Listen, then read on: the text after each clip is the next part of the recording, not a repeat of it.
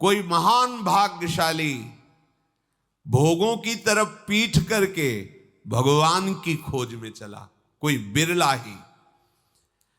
इस मार्ग में चल भर तुम देव लक्ष्य पे, वो लक्ष्य खुद आपके पास आ जाएगा। आप पहुंच नहीं पाते, आप नहीं पहुंच सकते, आप नहीं पहुंच पाते, वो लक्ष्य खुद आपके पास आ जाता है। इसीलिए उनको करुणा वरुणालय कहा गया है।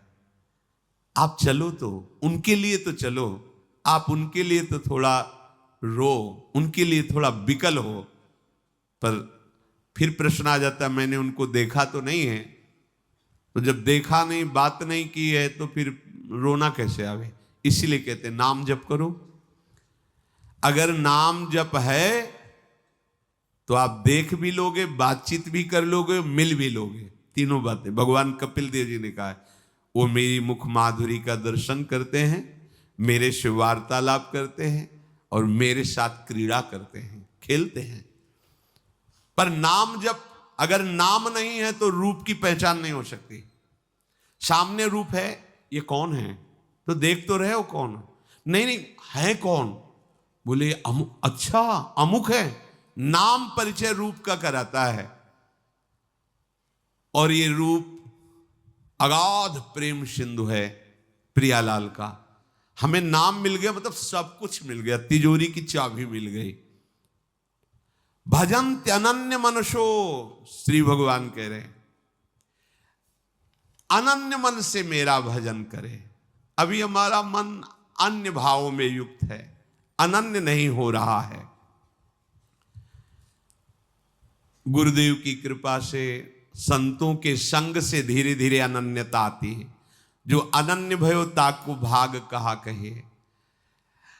कुछ बातें ऐसी होती जो हम कहना चाहते हैं, फिर भी लगता है छुपा लो, मत कहो, नहीं तो ये लोग समझ नहीं पाएंगे। आपसे सच्ची कहते हैं, भगवत प्राप्ति कुछ करने से नहीं होती, सच्ची कहते हैं। पर फिर आप प्रमाद स्थिति में आ जाओगे, इसलिए वो बातें स्थितिवान ही समझ सकता है, कुछ करने से नहीं होती। भगवत प्राप्ति सहज है। बस जो जो कुछ तुमने अपना मान लिया उसको छोड़ दो, बस इसीलिए साधना कराई जा रही। नहीं, सच्ची कहते हैं, सच्ची कहते हैं। जो भी किया जा रहा है सब प्रकृति के अंतर्गत है और आदि अंत वाला है। आप देख लो, जो भी किया जा रहा है, क्या आदि अंत वाली क्रियाओं से अनंत को प्राप्त किया जा सकता है? क्या अनित्य शरीर की अनित्य क्रियाओं से नित्य तत्व को प्राप्त किया जा सकता है? नहीं। इसीलिए हम कह रहे हैं कि हम छुपा करके, इसीलिए कि आप फिर कहोगे फिर ये करो ये करो ये करो, ऐसा आप आदेश करते हो क्योंकि आप असत धारणा से युक्त हो, असत क्रियाओं से युक्त हो, असत शरीर में अहम किए हो। नहीं तो जिस समय गुरु कृपा से बात हटती है तो सच्ची मानो रोम रोम भगवत स्वरूप है। अंतःकरण में केवल प्रियालाल स्फुरित हो रहे हैं। कोई संकल्प, कोई विकल्प उस उपासक के रह ही नहीं जाता जिसकी शरणागति पक्की हो गई, अर्थात अहम समर्पित हो गया। अब वो कुछ ऐसा है कि शब्दों से उसको हम नहीं बता सकते। इसीलिए लगता है कि अगर कहीं हम उसको बताने की कोशिश की तो ये लोग प्रमाद न कर लें कि भाई कुछ करने से होता। अगर आप अभी कुछ नहीं करोगे तो असाधन करने लगोगे, पाप आचरण करने लगोगे, क्योंकि आपके मन की सामर्थ्य नहीं है कि वो बिना किए रुक जाए। और एक स्थिति ऐसी आती जैसे घड़ी का सेल है, चलो जो जहां सुई वहीं ठप, सच्ची ऐसी। तब लगता है कि ये स्थिति तो केवल लाडली जी की कृपा से आई, क्योंकि साधन से कभी वो नहीं देखा। वो यही हृदय ना, वो साधन से नहीं देखा, कभी नहीं देखा। वो प्रयास था, लेकिन जब वस्तु आई तो हमारे प्रयास से नहीं समझ में आई, कृपा से समझ में आई। इसलिए स्पष्ट कहते हैं किसी क्रिया से भगवत प्राप्ति नहीं है, क्रियाओं के संबंध त्याग से भगवत प्राप्ति है। पक्की बात। पर ये गूढ़ विषय है, इसलिए प्रमाद मत करना। जो कर रहे हो वही आपको क्रिया त्याग की स्थिति में ले जाएगा। पर स्थिति ये है भाई जी महाराज, आप जो बुलवा रहे हो बोल रहा हूं, जो करवा रहे हो कर रहा हूं, मैं देख रहा हूं कि मैं हूं नहीं, आप ही आप। सच्ची ऐसा ही है, ऐसा ही है। कोई भी त्रिभुवन में ऐसा असाधन नहीं जो भगवत प्राप्ति ना होने दे, और कोई भी त्रिभुवन में ऐसा साधन नहीं जो भगवत प्राप्ति करा सके। ये पहली है। ये पहली है। यदि आपने अपने आप को छोड़ दिया प्रभु के हवाले, छोड़ नहीं पाते। ये जो श्री भगवान के वचन है, भजन्ते अनन्य मनुष्यो, इसका गूढ़ बात हम आपको बता रहे हैं। अपने को पूरा का पूरा प्रभु के हवाले छोड़ देना बड़ा मुश्किल, नहीं छोड़ पाओगे। देखो ना कहां छोड़ पा रहे हो। अब इसी में अभी कह देंगे तो तुम बैठ जाओगे कि न खाना है न पी। हमने कब कहा नहीं खाना? अपने को प्रभु के हवाले कर दो। आज से हमारे शरीर, हमारे मन, हमारे वचन, हमारी चेष्टा और मैं, इसके अधिकारी केवल प्रियाजू हैं। अब जैसा चाहो लाडली, वैसा हम देखेंगे, कहीं भी मैं नहीं हूं। अभ्यास करो इसका, क्योंकि अभी अभ्यास है मैं हूं, इसका अभ्यास करो। ये लाडली जू ने, ये लाडली जू ने करा, ये लाडली जू ने बोला, ये लाडली जू की इच्छा, ये लाडली जू के। तो आप कह सकते हो फिर पापाचरण। इस वृत्ति में पापाचरण होते ही नहीं, क्योंकि पापाचरण होते अहंकार वृत्ति में, देहाभिमान में। ये तो भगवत भाव है, इसमें पापाचरण कहां हो सकते हैं? अगर आपकी शरणागत नहीं, आप केवल बातें बना रहे हो तो होगा, पर झूठा खेले सांचा हो। आ जाओ इस बात, काहे को भार लिए हुए हो। प्रभु भी गीता जी में आपको इशारे से बता रहे हैं, तुम्हारा केवल एक काम है, अनन्यस चिंतयन्तो माम, बस। और अनन्य चिंतन माला को नहीं कहते, ध्यान रखना। यही अनन्य चिंतन हम किन के हैं, बस इतनी बात बैठ जाएगी तो भजन अपने आप। अब कुछ बातें कह रहे हैं कि हम कहना चाहते पर हमारे पास शब्द नहीं है, ये श्वास हम नहीं ले रहे हैं, ऐसे ही भजन हो रहा है पक्का। ये पलक हम जैसे नहीं झपक, ऐसे ही भजन हो रहा है। ऐसी दिव्यता आ रही है, दिव्य भाव पद का, दिव्य चिंतन पद कहीं नहीं, बिल्कुल नहीं है, कोई करता नहीं है, कहीं नहीं है। और आपको क्या बताएं, उठते बैठते चलते फिरते, तब बार बार बस इसी बात का रोना आता है कि अगर आप ना हाथ पकड़ती तो मैं कभी समझ ही नहीं पाता ये क्या है, कभी नहीं समझ पाता। वो एक अहंकार साधना का मैं, जितेंद्रीय मैं, महात्मा मैं, ये कुछ मैं नहीं। ये मैं समर्पित हो जाए, फिर जो आनंद की वर्षा होती है वो, इसमें तो कुछ बताने का सामर्थ्य ही नहीं। बस इतना समझ पा रहे हैं कि अगर आप ऐसे हो जाएं, बस।